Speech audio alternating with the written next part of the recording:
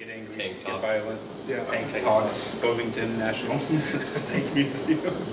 Put your phone on silent.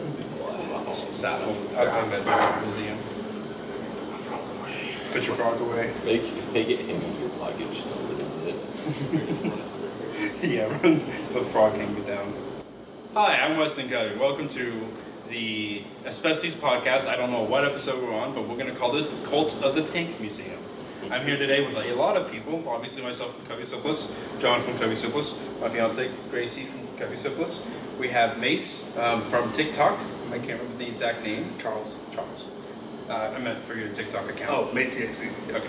We have Lucius from I Like Tanks, who works at National Museum of Military Vehicles in Du Bois, Wyoming, and we have Tigerdos from TikTok, who also works at the place we're at right now, which is the Armory Calvery collection in Fort Benning, Georgia.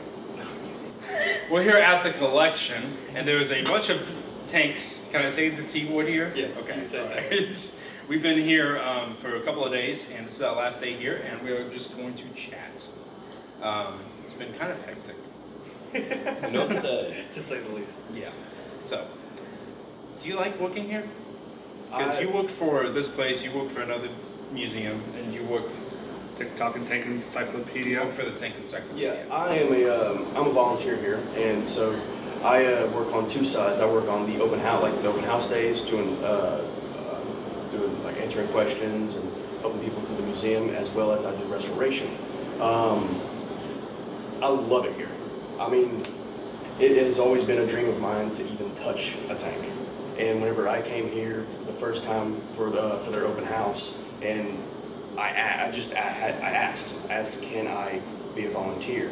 And they obliged. And so whenever the next restoration day came around, they put me straight on N3 Stewart tracks, and You've touched a lot of tanks very I was delicately. giddy. I was so happy. You got touched with the tism.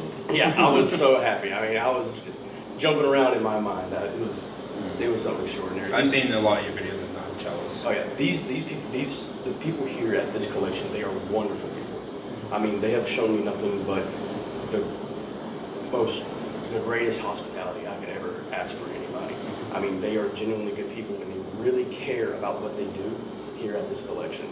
I mean, every single tank that you see in here has been meticulously restored back into its original condition. More of like not running wise, but its exterior look and what it would have been and what it would have looked like during the war. So you guys try to do like more preventative restoration? Yes, so we try to make it where these tanks won't just rust away. While they were up at Aberdeen Proving Ground, they were sitting outside, and so they were constantly under the inclement weather, and they had people, climbing on top of them, putting spoons in the tracks like what's in the Yag Tiger. It was sad to see, but at the same time, it was still keeping history alive. Now this collection, Aberdeen Proving Ground sent out the tanks from their collection. We received their tanks. How many did you guys receive? Now, I do not have an actual estimate because we are still receiving tanks from the Aberdeen Proving Ground, especially like our T2 medium that we just received. I do not have an accurate count of what we have, but I do know most of the tanks that are in this collection are from the Proving Grounds. Okay. Yeah, and that's basically what we've done, preventative maintenance on them, repainting them, getting them to look back what their original state was. And so they had an open house this weekend, and we all came down, traveled, and getting to look through the open collection, but it's obviously not near enough of what you guys have here. Yes, we have a little over half of the collection here in the museum, while we still have the other half sitting in restoration bays awaiting restoration. It is a long process, but like I said, these guys are very meticulous in what they do. And so while it does take a long time, I assure you it will be a great restoration. How is that different from how it is at where you work, Lucius? I mean, first of all, the one major difference is the fact that we're privately owned. We're not necessarily funded by the government. And you're the largest.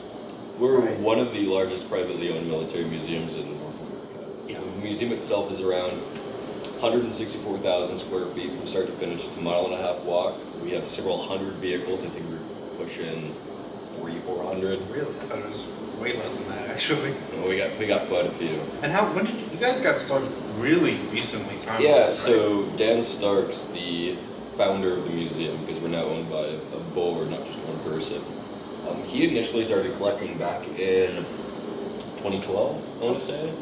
He wanted to put a Sherman tank in our 4th of July parade, and so he bought one understored for, I think, $50,000. That's a steal. For Sherman? yeah. That is, yeah. Mind you, this is also like 12 years ago. Still. Completely understored, and so he sent it up to restoration.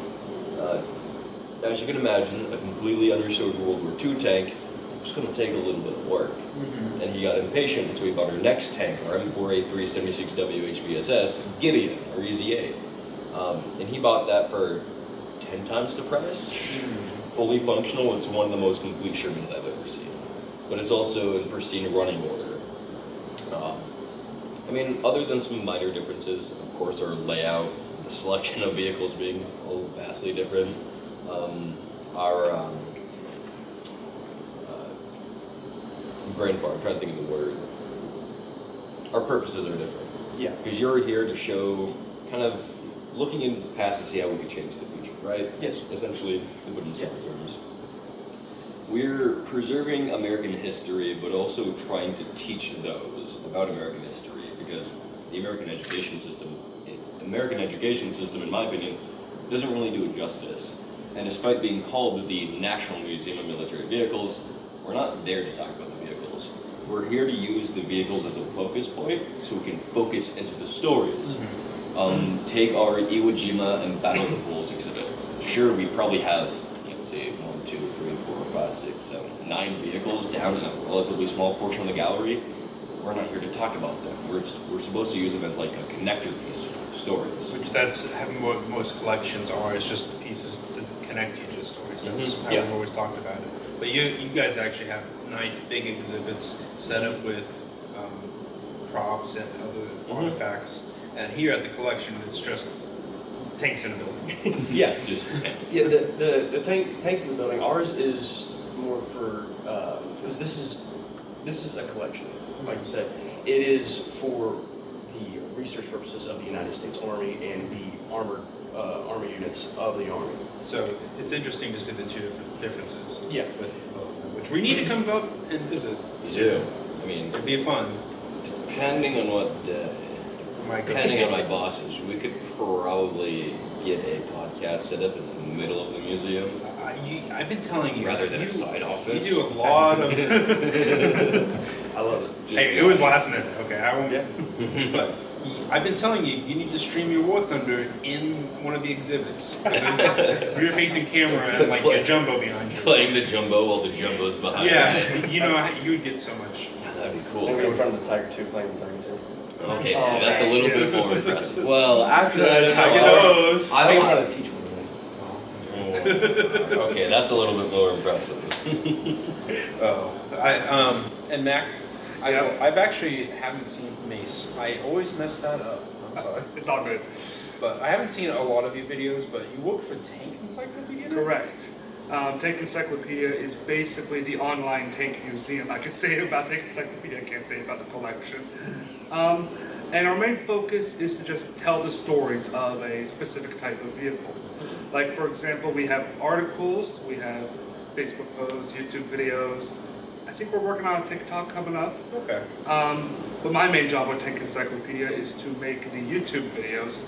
So there's a team and I. Basically, we work on like a week's rotation. So I make a video for a week, and then one of my coworkers take over and repeat recycle. A few of the videos I'm working on, I can't really say them out loud because it's a little bit of a company confidential. Oh, of course. What was the recent video you helped make? The most recent video I've made, oh gosh, it's the Panzer III Aus F video. You'll find me under the name Mace, yeah. But I've also made other videos such as the Oliphant Mark 1A, there's the Jagd Panther, I also did the Sturm Tiger. There's a whole bunch. I can't even name them all here. Cool. That's still a lot of TISM information. A lot of, yeah. Which it seems like this sort of industry and business has a lot of that running in its blood. Definitely, yeah. So I'm glad that this day and age it's good for people who have that. Keeps the history alive. Keeps history alive. Massive focus. But this has been fun going through this. Before this, I saw only like 4 tanks, and now I've lost count because there's also the yard of Abrams as we pulled in. We actually was trying to. Gracie had an idea about the photo book. You want to tell them about that? Oh yeah, I was going through and taking like a photo of each tank line by line to make a collection of like all of the tanks he's ever seen. I asked him if he has pictures of the ones he's seen before, because then we could literally just start like a whole book of every single tank we've ever seen. And like I feel like one day if Covey Surplus gets big enough, I feel like we could sell that. Still, I'd like to just have a photo. I feel like it'd be all cool. my tanks. Yeah, it would be cool. Like even if we just make it into like a picture book for us or something later. But like I think it'd be cool to I'm starting have now. every picture. You guys have been starting for a long time, so I'm sure your books would be way longer. This is my first time seeing half of the stuff. Yeah. Our collection's kind of limited. We don't have too many prototypes or one-off German ones. Lucky. And honestly, I've only seen 2 tank collections. Which ones? The Obviously this collection one. in Virginia. Yeah, that is Fort Lee. No, it's South of Richmond. the museum in Virginia that recently closed. Oh, the AAF Tank Museum. Yes, the AAF Tank. Tell us a little bit about that. I've just recently heard about it. That one was like the first museum I ever went to that involved tanks, and so I didn't know as much about it. My dad just randomly said, "Hey, you want to go to the tank museum?" I said, "Yes." And so we got up there, and I mean, it was a very large private collection, and I mean, they had some excellent tanks. I mean, they had a Panzer IV, they had an M103, they had The Tonk. Yeah, they did have the Tonk. But hey, that's the thing. Even though that museum closed down, the Tonk still survives. I know. You guys said somebody has it. We know who. Yeah, somebody bought it off the collection for like $500. I'm jealous. And that was the first time I ever seen in real life a German tank. I mean, because I had seen other like I've been to the multiple air museums around the United States, and the one up in the Evergreen Aviation Museum, that one they had a T-34 and a BTR sitting out back, and like that's really what made me fall in love with things. Was just seeing those outside of an air museum. So why did it close? The AAF. Yeah, they basically ran out of money. COVID hit them really hard back in 2020. And after that point, they were just bleeding money because they were supposed to be getting like 20,000 visitors a year, and they were barely getting half of that. Yeah, that's the one sad thing about museums. They just were not in a good location. That's kind of what we're suffering from. I don't know how much I can talk about it because, of course, we're already business after all. But I know, personally speaking, we're kind of not in the best position. We're out in the middle of Wyoming and New Boys with a population of 900 people, where the next closest town that I can think of would either be Riverton or Lander, and they're like an hour and a half out. It's a far location to go, but it's worth it. I would say it's worth it. It very much is, and I can always get down there because that is an impressive collection. You better get them better. It's impressive. We'll all make a big trip and we'll camp in the hills. I would love to go camp out there. That'd be so God. We could go camping. We could go camp in front of an M103. If I can open my tent and just see Sherman, I'm gonna be like, I mean, or anything really. I mean, we only have one Sherman outside. That abomination, I hope, never sees the daylight again. But Was that the? it has a small hatch welded hole. It has HVSS and tracks that don't fit on it. They extend about that far away from the body. It has the late war turret and a 75mm gun. Just a hodgepodge. I mean, like a lot of when people get into collecting tanks, more often than not, they just want the tank. And finding parts for said tank, even something as numerous as a Sherman, where 49,000 were produced through the World War II. Parts are hard to come by, and so more often than not, they'll just slap on whatever they see because they don't understand all the intricate differences of a Sherman. Yeah. So, John, have you been liking the trip walking around? Oh, it's been sensational. The weather's been beautiful. I'm really grateful for the opportunity. I mean, meeting all these people because, we're in here chatting, like, I feel like we've become longtime friends in a short amount of time because I think most of us met each other a couple days ago, and it was just the passion of, it was the passion that united us, and, there's been a lot of jokes as well as a lot of information shared, and I think that's what got me into it is, especially on the surplus side, was finding a community. People think that the community's not out there. It's small communities, small little cells of information, like hidden museums in the Wyoming mountains and things like that people don't know are out there. And so that's why I enjoy sitting down and just talking about stuff and listening. That's what, Because you have more of an outside perspective. Absolutely. You've never been super much of a tank nerd, like. And that's what, I come more from the small arms side, and I like history, and it was just, like you said, I wouldn't, until I met you guys and got to sit and listen to you guys describe all those intricacies and, the small differences on the Sherman and things like that, Tanks were just, beautiful, big creatures out there in the wild, but, you guys really taming them for me and, showing me your passions have helped me appreciate it more because, seeing movies and things like that and... Fury. Well, it is a movie, yes. That is in fact a movie. No, can we forget that movie? I like it, okay? I understand all the issues, but... It's a good Hollywood movie. I like watching it. It's a great movie. Mm-hmm. Sorry. And our guest speaker, Brad Pitt, he's on his way. Scrap that.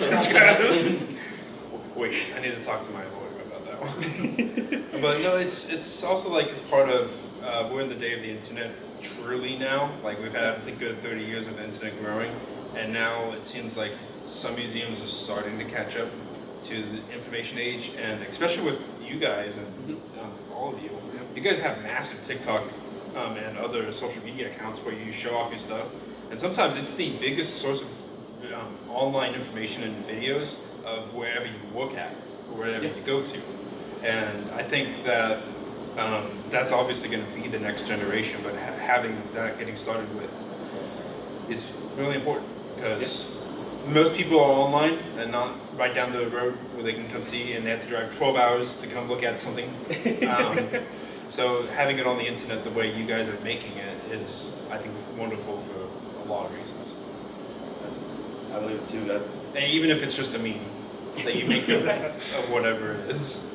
And that's why I think a lot of people, they see the meme side of it, but they don't realize how much, tism or whatever you want to call it, research and development, honestly, that goes into just producing a simple meme,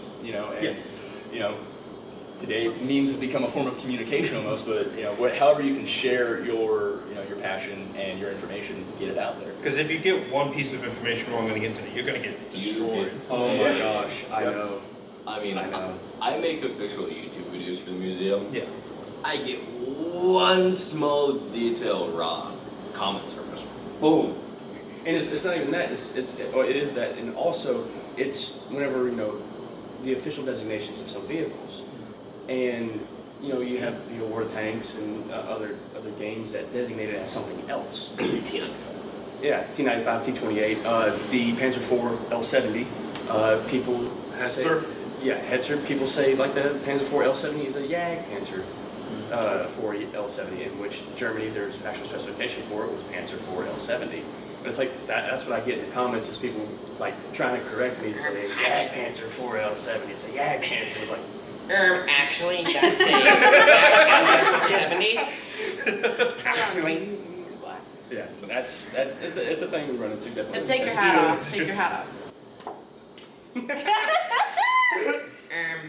Actually, it's designated T95 and Panzer 470. But the Soviet line's so much better than the American Look, tanks. it's got the side tracks on it. It's the T95. It's not the T28. It's the T28. That was great. We can't wait to read your comments. Please comment, let us know. Oh, Lord. I'm actually fairly, I would self-say I'm new to more of the tank and aircraft side. I've always enjoyed it. When I was a kid, I would always draw them and just be weird, but when I was in high school, that's when I got into the surplus and into the guns. And over the last couple of years, I've really started getting more into the vehicles and the history of them. And I want to own a tank. Walk my woods. I'll own a tank one day. You merely adopted the system. I need to get you recording you saying that one day. Put it on a soundboard. We'll Soundboard. play it. I wish War Thunder you could hear other players just play it when you. Oh, it would be awful. You can actually I don't know if things you really up. want that or not. Can I tell them my idea for War Thunder? I think they should make War Thunder where you have right when you're proximity chat for War Thunder, like in. Imagine It would be so great. It would be It would be so anarchy. great. It would be. Okay. It would be fun though. It would be way fun. I'll give you a 34 great seconds. example of proximity chat. Hell let loose. Yeah. Oh, Yes. God. Whenever it comes to proximity chat, especially with your own teammates and what they're in a tank, it is it's not PG. I don't want it to be PG. That's why I. You have a small group of people voice acting like Sanitäter das Mannenboten, and then you have like the other half screaming slurs. Probably closer to 90%. And then you have this one person like, I don't speak German. Please help. I have Duolingo and I've been learning German. So I should get you into Hello Loose. When we get home, I'll show you it. I don't think I popped up on those one. Yeah. You like more fast paced, and Hello Loose is not fast paced. You fast paced die, but everything else is not fast paced. Hell Let Loose is a walking simulator. Yes. You I'm gonna die. walk for 15 minutes to get to the real. battlefield, and then you just get domed before you even reach the front line. It's very realistic. I got some sniper unit. That was Playing my okay. favorite That was just Halo fun. instrument. So there's actually a game here that we saw. What's it called again? Armored Core? Is it No. Steel Aces? Steel Steel Aces. Aces. Yeah, Steel Aces. Armored Core. What's it? I personally haven't played it yet. I tried it. I'm gonna give it a try. It looks a little bit like WAT. It's Yeah. so, from what I understand, they are taking a very Western approach to the tank genre. Okay. They have one of the old developers, if I recall, from World of Tanks, and they're almost wanting to match the two. They have a health point based system, but they also have like internal modules. I saw that. I don't know how I feel about that. And I don't know if it was just because this was like a test Are they version. doing anything new? I haven't personally played the game. Yeah. So I mean, Also, I'll we might definitely want to see if they can. The beta speak comes on it. out Yeah. next month, so Yeah, we I'll should definitely play give it a together. try. I'll actually go give them a little interview later. I'll definitely give it a try. Yeah. I mean, I'm a diehard War Thunder player. Yeah. Yeah. I've been playing since middle school, and I've since graduated, I think. Wait, you don't play WAT? Fudge no. I started playing. I started. I started out with World of War Tanks. Yeah. I was so broke. Well, I was so broke when I didn't have a PC. I played World of Tanks Blitz. Look, I started out playing War of Tanks, and I got into a small community in there with the clans that they had, and then one of them played War Thunder, and so he instantly turned me on to War Thunder in like 2013. And I remember going outside specifically doing chores in the yard, so Dad would give me some money so I could put it into War Thunder Aw. at the time. World of Tanks walked so War Thunder could run. Yes. Well, one of my favorite tanks ever, and this is thanks to the Fat Electrician, I got to see it here and I'm so ecstatic. Which one? The T-28 Doom Turtle. The heavy That's super a- tank. It is definitely one of the most impressive. Because there's one of Yeah. them, right? Yeah, two of them were originally made. I thought so. Yeah. This is the last example that does survive. Was this the one that also got lost in a farmer's field? Yeah. Yeah, this was one that got lost in a farmer's field, and No, I'll send you the photos of that because I have the photos of it lost. Yeah, I saw Put it some up of them here. when. Yeah. Okay, because Fat Electrician, I love him. If you see this, hi. I've sent you some surplus. You never responded. Please. Please love me. Please love me. You're in Iowa. I'm in Missouri. I can let it slide. No, he did a great video on it, and it introduced me to a lot of the basic information. Because honestly, side rant. Whenever I'm looking into some of these things, everybody skips past a lot of the basic information and goes to the very detailed fine-tuning information. And I feel like some people get lost in that step, and then that's where a lot of the misinformation starts spreading. yeah. So, like the Fat Electrician and some other YouTubers have started to do more basic information. When you told the story of that tank and how it got lost in the field outside of, what was it, Fort Knox, Virginia? Bless you. Yeah, I believe so. Video here. Calm down. Oh, I'm sorry. He's not had enough tank juice. He's getting sick. Need more transmission grease. They transported it here, and it fell off the trailer, and Yeah. it was a wild story. And Yeah. you guys found the pictures for all of the story. Yeah. So it's awesome. It definitely was a wild story. It was definitely a job, especially for whenever they tried to get it in here. It took 2 M88 recovery vehicles to put it in here and Because set it's where it is. 80 tons? Yeah, it's breaking 80. It's breaking 80 tons. It's one of the heaviest armored vehicles ever created. I mean, Just cross the bridge, it'll be fine. Oh yeah, yeah. I mean, this is my first time seeing it, and really trying to conceptualize how large it is. I mean, the mantlet. I can grab onto the end of the mantlet, and it extends out to probably about mid-bicep. You know, I knew things were big, but you do not understand it until you're standing next to it like, hi. God Yeah.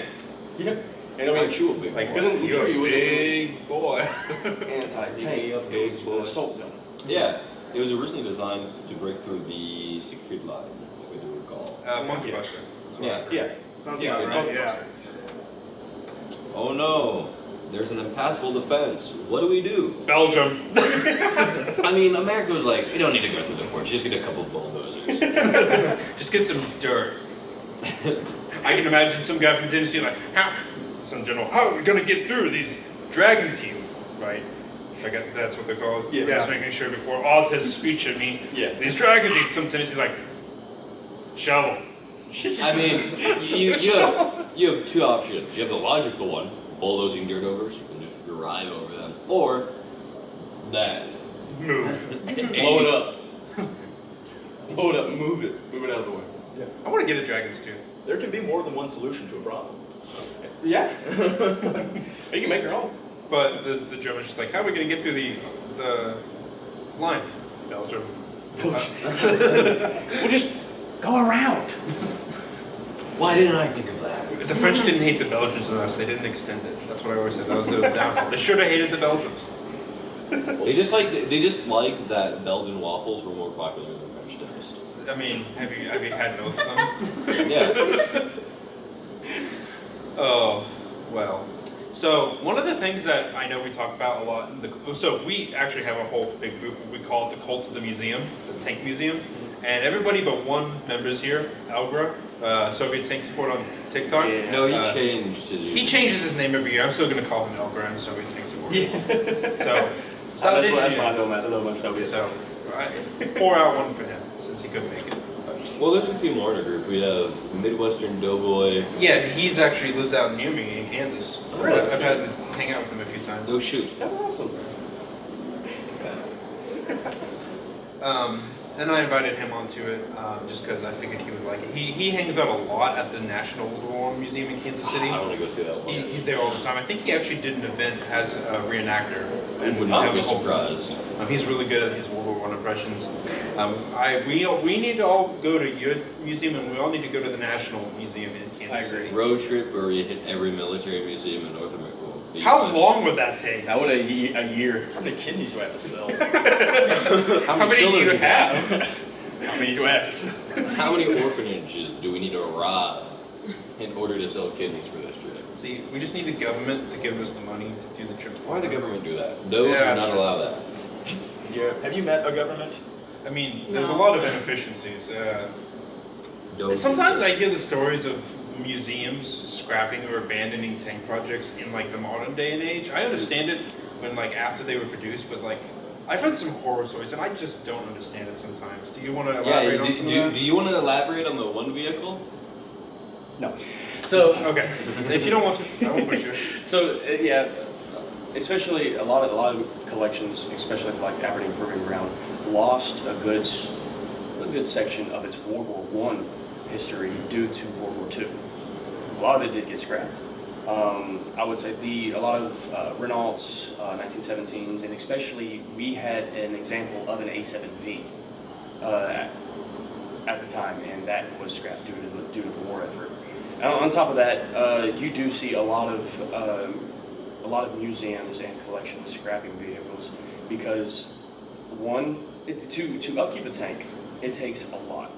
I mean, especially in a facility like this, you're talking about almost tens of thousands of dollars just per tank per year of keeping it Updated, cleaned, yeah. and stored. Yeah, keeping it updated, clean, and And stored. that's not talking about restoration. Yeah, and that's not even talking about restoration. But sometimes the money may come later, so if it's sitting outside and you do preventative maintenance to keep it from deteriorating, Yeah. but not restoration maintenance, Mhm. I still don't understand if you could do that, why do they still scrap it? There is some collections like I don't even know exactly the specific name of it, but they scrapped a XM1 GM hull. I believe it was XM1 GM. Don't You want it? get at me. Picture of what it is. Yeah, it was an XM1 hull that they had to scrap. It was just because they were running out of money, and they needed it so that they could support the rest of the collection. What is sacrificed? But Yeah, one why not put it sacrifice in for the rest. public government auctions? Let the private sector pay for it for collectors Because- and other museums, even if you can't get a museum to pay for it. Because there's so few people who have the money to buy something Yeah. like that. Yeah. Like, the only person I can think of that would do that would be our founder. Yeah. I understand that, but even That's if you because put he it in got money. auctions, like if you're gonna get nothing for it or scrap value, which is Yeah. hardly nothing these days, Yeah. at least maybe get something else, even if it's not like, oh, it's sold for $5,000. That's not hardly what it's worth, but that's $5,000 more than the $200 you're getting scrapped sometimes. Yeah. So And it's because whenever you have come into a collection, into or a museum, you have a lot of people with different views on that as well. Like our view, of course, we want to see all of them saved. Yes. We would love to see all of them saved, including me. But there are other people that see it as a necessary evil to be, like I said, to fund a project or a program inside that museum. And while I don't agree with it, a lot of museums, they feel like they have to do it just to be able to stay up. Did you find that more in the for-profit areas? because you're government funded. Yeah, part of it. government funded. Is it because of, like you said, resource management? So when they're more for-profit, Yeah. they're more inclined to have to look for ways to keep that Yeah. profit going. And Yeah. so, because you guys accept donations, which is great, and Mhm. it keeps everything moving. Yeah. So, is that why you guys find it easier to be able to be like, we're saving them all? It's It- basically government payment helps with restoration and that. Definitely, yeah, definitely.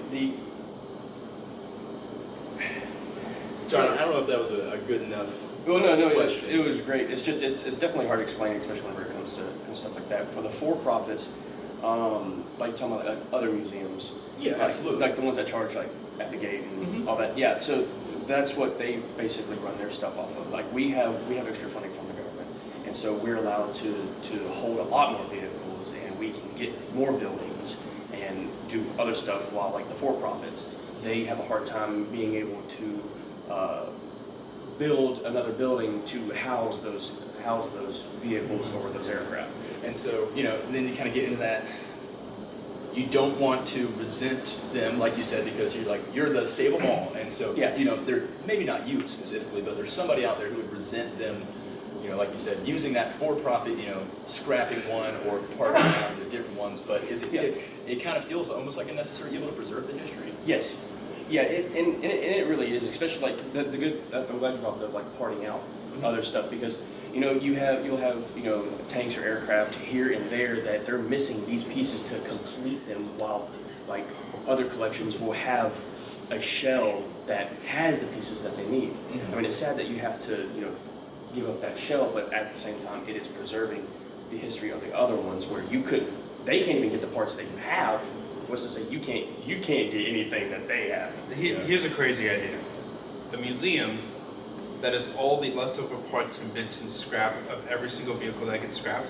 And it's like, yeah, we're not going to have complete tanks that are cool to look at, but this is the whole of this vehicle, the history behind it, where its parts went to. This one got damaged so much, this stuff fell apart in this proving ground. It moved here. It's the Boneyard Museum. Yeah. Would that not be awesome? It would be awesome. There's actually Because I'm the kind of guy who likes to keep rust Yeah. from a tank.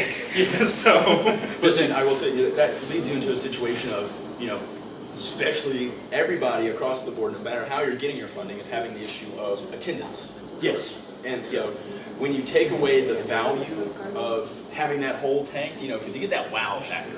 Now you're lowering your market down to just the tisms, just the people who can appreciate that little bit of rust on the ground.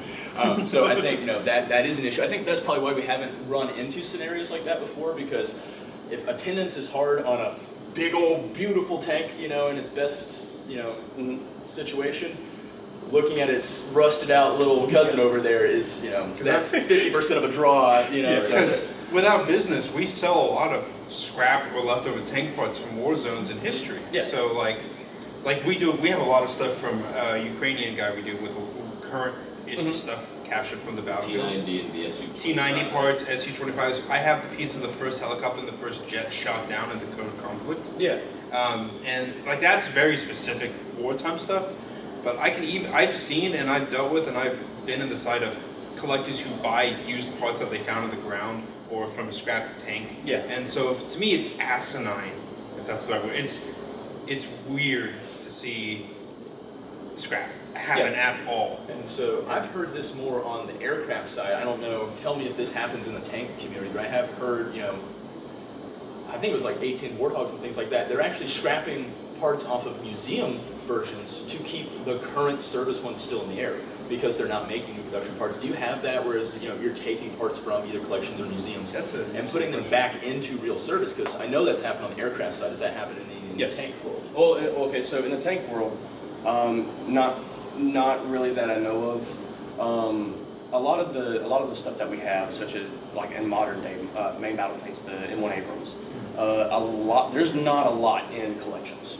Sure. Like there's very few in the collections around the United States, and so we have enough spare part tanks to be able to refit those, and at the same time we're reproducing parts for those. So there is reproduction parts? Yes, they do reproduce for the M1 Abrams, but it is heavy on the aircraft side. I have seen it where there have been birds that have been Cannibalized. Yeah, cannibalized for use in the military. Yeah. Which you can't really hate that because you say, oh, well, that's a historic piece, but it's like, well, no, it's making history right now by doing this. So there's always that fine line of it's surplus or it's collectible. Mm-hmm. We deal with that with stuff, and there's the same thing with museums and current technologies. It actually reminded me of something I think you told me about, where somebody came in to look at, like you guys have militaries come here to look at things that they may be dealing with, fighting with, or learning how they work. Mm-hmm. And I heard a story about you guys as the East German BMP about that. I'm not sure, I can't remember who told me that. I was very pizzaed. Yeah, that was. The other night. Oh, I'm trying to remember his name. I can't exactly remember his name, but I do remember hearing about that. It was one of the other volunteers. Yeah, it was. But basically, I was told that he was talking to a guy as a volunteer who came to look at it, and he was part of the German military. Mm-hmm. And he says, "Show me everything about this because I might have to fight this if Russia keeps pushing because they have these, they still use them." Yes. And so it's crazy to see that. Like the other day, we saw 6 or 7 different military groups from different countries here, learning about armor and thinking they might fight that. And so they're like, "Where's the weak points? How's it work?" Yeah. And that's part of what's special about the collection here with the National Army. That is the exact reason that what this collection is for. It is to help us understand the armor of the past and present and what the future could possibly hold. And that's what history preservation is all important. Yes. I'm glad that our military does that. Yes, I am glad too. That's why I really like the Navy and their museums. Mm-hmm. The Navy and their museums, they keep almost every bit of like an aircraft that they take off to replace for restoration. They take it off, they save it. I'm glad about that. Yeah, I love that. I love that. But I'm a gremlin. I want as many parts as I can. Yeah, me too. So me too. It's like working on the B-17 down on Warner Robins. Yes. It's like because you do both aircraft and tank restoration here, right? Yes. Well, yeah. Here I do the tank restoration. Down on Warner Robins I do aircraft restoration. Oh. Okay. But yeah, I work down there on the B-17, B-25, C-47, F-117, so on. This goes on. but I have my little trinkets from those aircraft as well. That's the cool part of the job. Do you do much collecting, Mace? Not really, though I have a few parts of a ship. I have 2 little engine bolts from the USS LST-325, which is now a museum ship in Evansville, I Indiana. was going to say, I think I've heard about that one. Yeah, it's one of the Which is LSTs that were there on D-Day. Oh, And That is cool. that is yeah. really cool. I went there a few years ago on my birthday, and I had a family member talk to one of the volunteers there, and she was like, "Hey, my son's having a birthday. You got anything special?" And they're like, "Here, I have an old engine boat that was on the ship at D-Day." That is so cool. That is really And I got cool. 2 of them, Do you- so it's like, Hey, I do some. You want a plaque for that? I can help you make a Yeah, plaque for sure. that. I can do some laser etching, and we can mount it to it. Yeah. You can have a picture of the history of those parts. that'd be cool. Because that's what, yeah. like little bits like that, Yeah. means so much to random people. I don't know why it goes in the scrapper. It just it irks me. I do understand. That's the same way I feel. I do feel. Maybe we could get a Doge to fix it. I don't know. But no. Tell us a little bit more about some of the things you've got to see in your line of work. A lot of stuff. Because it was one day you showed up with a picture of the tank in my hometown. I'm like, Yeah, wait a I have minute. been all over the USA. I've seen probably hundreds of different tanks. And you do like really good photography for that. Yeah. So where can people find you? Oh, they can find me on TikTok, of course, Mace.exe. They can find me through Tank Encyclopedia, Discord, War Thunder, pretty much any social media. I actually recently opened up an Instagram. So, Okay. yeah. So that's one thing I've actually been trying to find out is what's some like better sources to find better pictures? Because sometimes when you just Google searching, Surprisingly, Pinterest. really, Yeah, I actually like, I use it's- Pinterest to it's find just good so photos. surprising. It's weird. I don't know how or what's different about their search engine. Sorry. But like, you can find photos in there that you won't find on Google.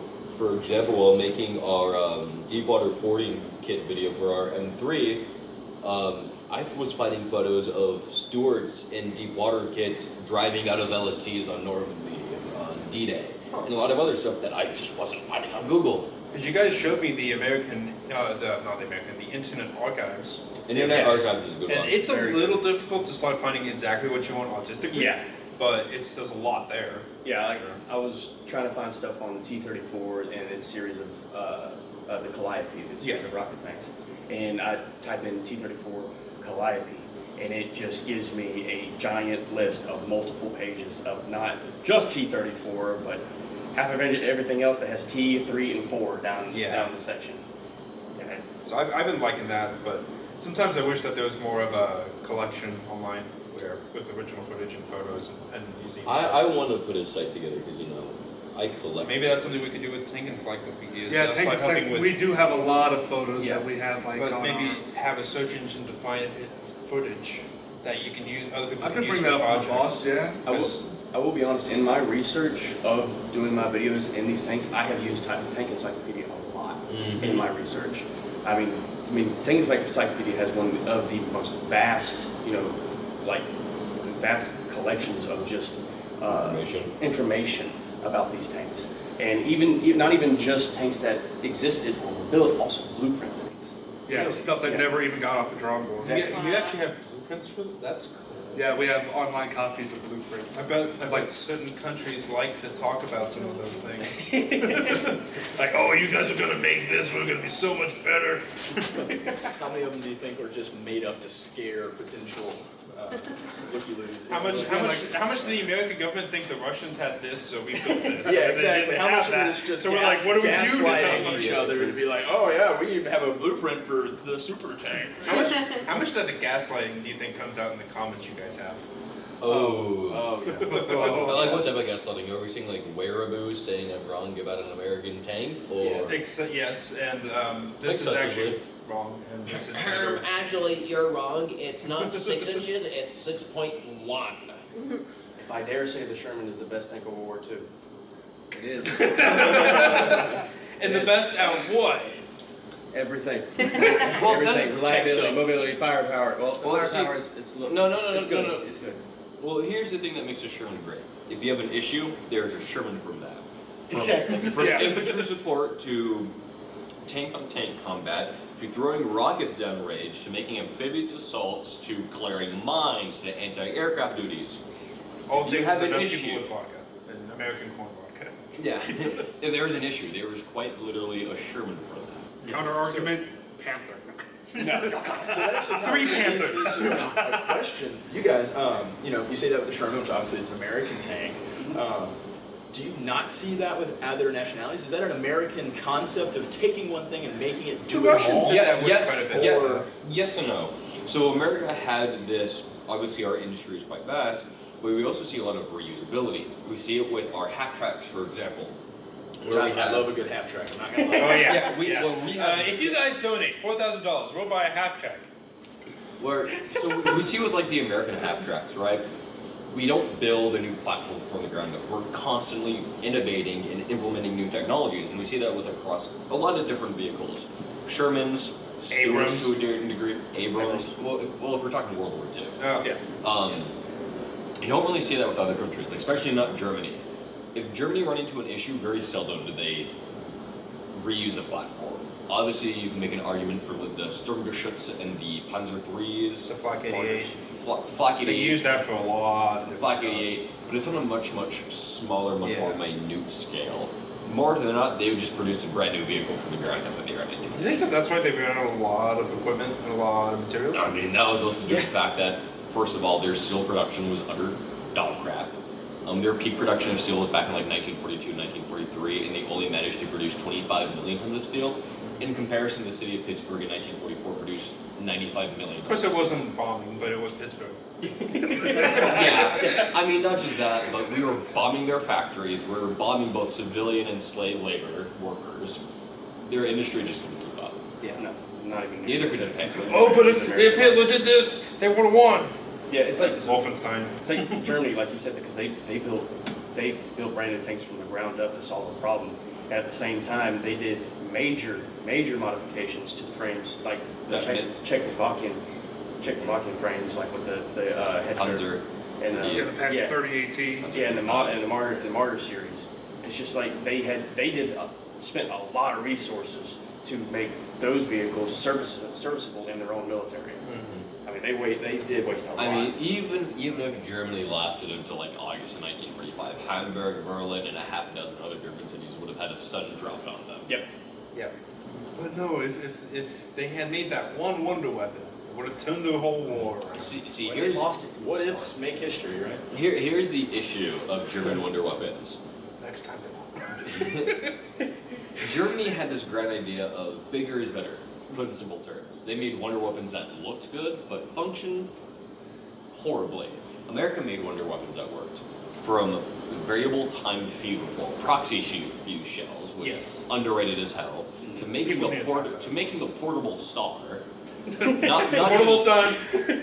not to mention, I think the one true wonder weapon that gets overshadowed, logistics. Yeah. Yeah. Logistics is Oh my scary when you start looking Yes. into it. I mean, look at the breakout from Normandy, the Red Ball Express, one of, I think, 3 supply lines out of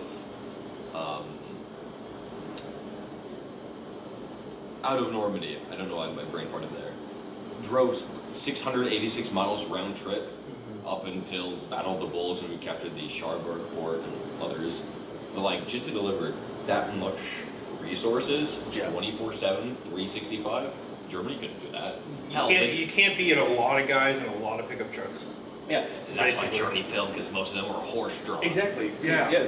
They were running into Russia with horse-drawn carriages, pulling Flak 88s and pack guns. I mean, to be fair, the Russians still would be using pretty similar types of logistics, but they have a lot more manpower. Winter. Winter. Winter. Ford and I mean, who was it? Gorbachev, I think it was Gorbachev, even Ford. said that Stalin Ford. reportedly said that if it wasn't for American manufacturing, the Soviets would have lost. I love that line because it makes all the communists just angry. Because here's the thing, I do take it with Yes. a grain of salt. I don't think they would have lost, but I think it would have been a lot more drawn out and a lot more bloody than it already was. Yes. I mean, even if that happened on the Pacific side, Japan, Tokyo invasion. Oh, ice cream ships. Ooh. Which, I mean, to be fair, on the other spectrum, Japan, it's logistics. It's equipment. I can only imagine. Well, here's an issue with the Japanese military. The Army and Navy, in particular, were in constant competition with one another. One of the biggest reasons why Yamato was built, for example, was so the Navy could say, "Well, F you, Army, we get all the resources." And when you're island hopping, you kind of need to work together, like the Marines and the Navy. Yeah. Except for when the Navy left the Marines See, to Calvery.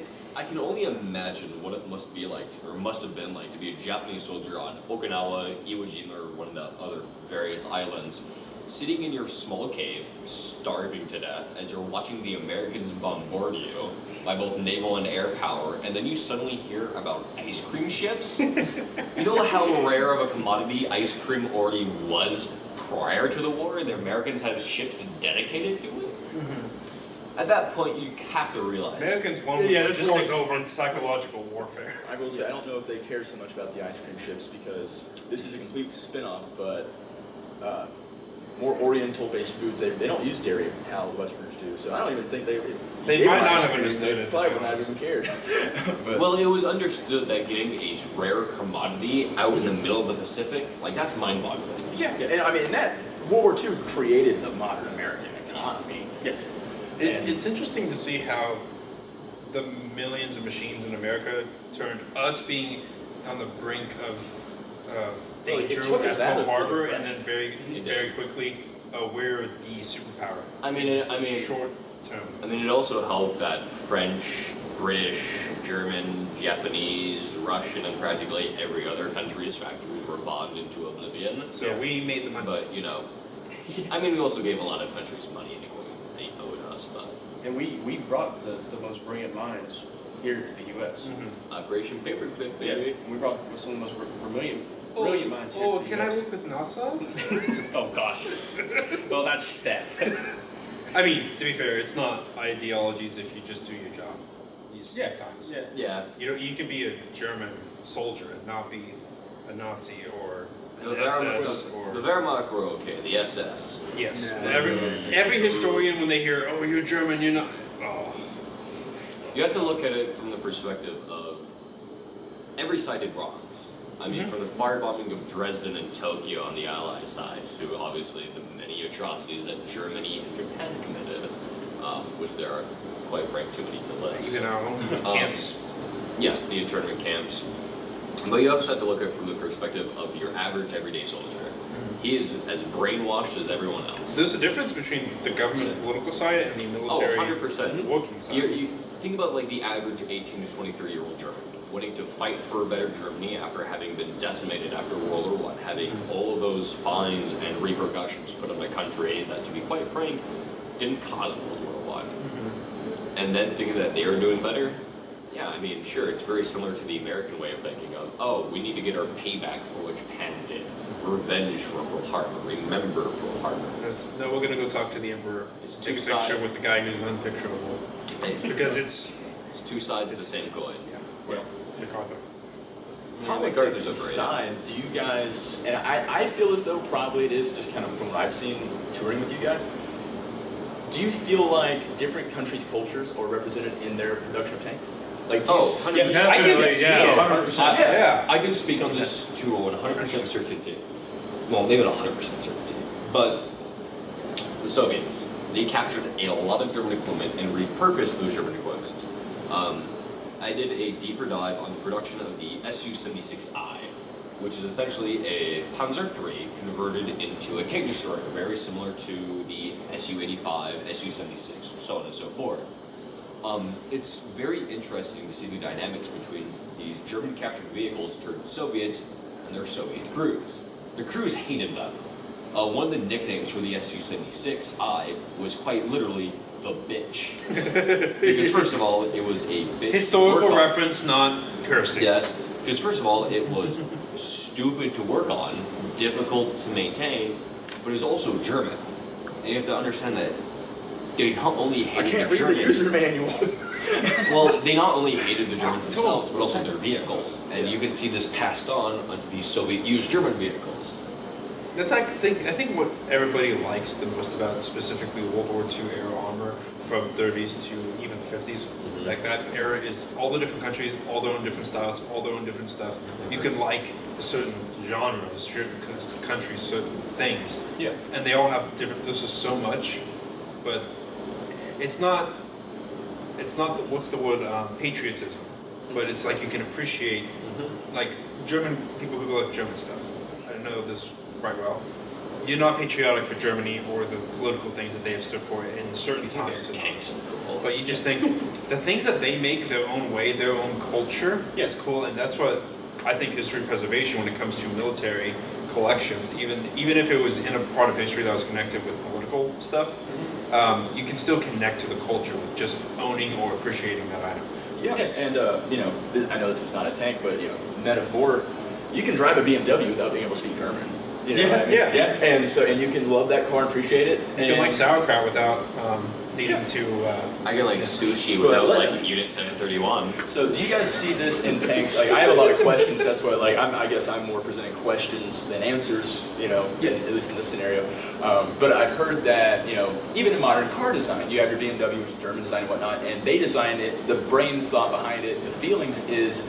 It's going to be a complicated car, but it requires maintenance, and the owner should accept that and require maintenance. Where on the other side, Toyota, they are like, oh, you're probably going to not treat this good, so we're going to design it not to fail no matter what. And that's why they get the reliability, angle. And then the Germans, they're like, no, we're going to design the supercar as best as we can and expect our users to maintenance it as much more, So, and I'm sure that relates over to tanks as well, and like the intricacies, and it's like the same thing like with England.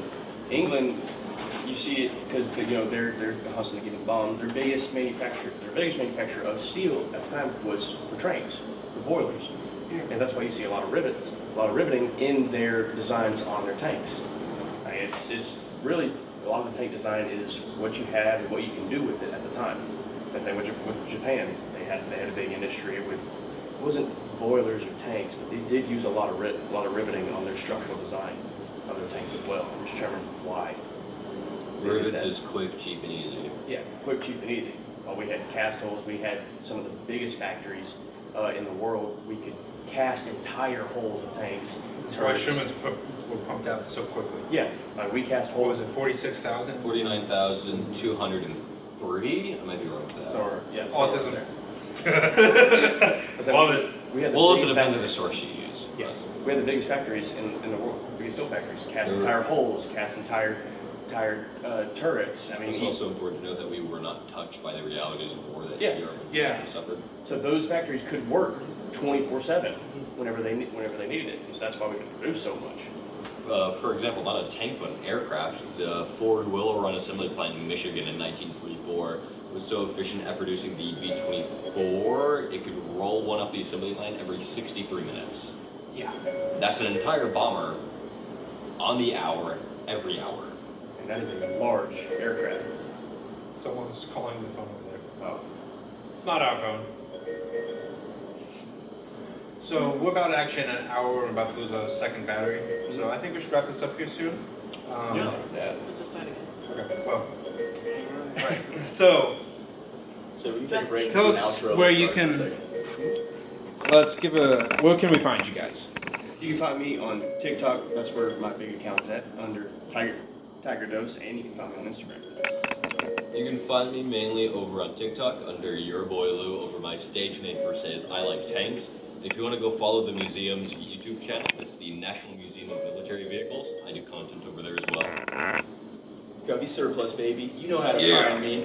You know what you want. I got it. Come get it. Give me that shit tug. Give me that shit tug, baby. Mace.exe on TikTok, Surviving History on YouTube, or tankencyclopedia.com or their YouTube page. Ooh, and also follow the collection here. Yeah, follow the collection, guys. If you don't follow the collection, you're not doing it right.